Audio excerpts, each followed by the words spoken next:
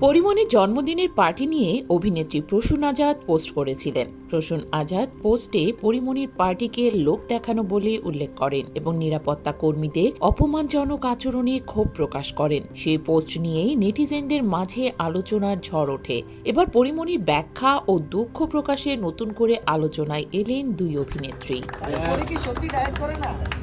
প্রসূন আজাদের অভিযোগের জবাবে মুখ খুলেছেন পরিমণি। সামাজিক মাধ্যমে দীর্ঘ এক স্ট্যাটাসে প্রসূনকে উদ্দেশ্য করে নিজের অবস্থান স্পষ্ট করেন তিনি।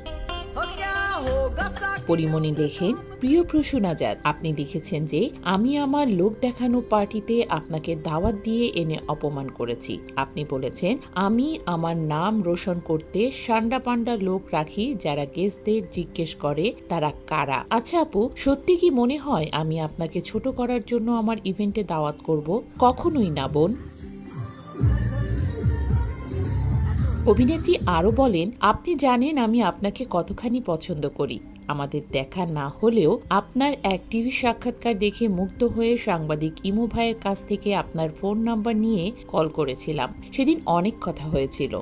আমি আপনাকে বলেছিলাম আপনি একজন খাঁটি মানুষ, পিওর সোল। আপনার বাচ্চাদের নিয়ে আপনার জার্নিটা আমাকে সত্যি অনুপ্রাণিত করে।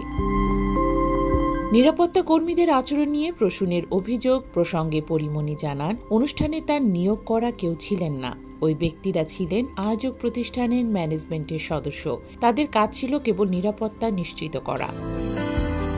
পরিমণি লিখেছেন, তারা কাউকে অপমান করার জন্য ছিলেন না, বরং গেটে ওরা না থাকলে অনুষ্ঠানস্থলে সাধারণ মানুষের ভিড় সামাল দেওয়া যেত না। এভাবেই অনুষ্ঠানটা সুন্দরভাবে শেষ করা সম্ভব হয়েছে। স্ট্যাটাসের শেষে প্রসূন আজাদের প্রতি দুঃখ প্রকাশ করে পরিমণি বলেন, আপনার খারাপ লেগেছে, আপনি আমাকে একটা টেক্সট দিতে পারতেন আপু। আমি খুবই দুঃখিত আপনার কাছে।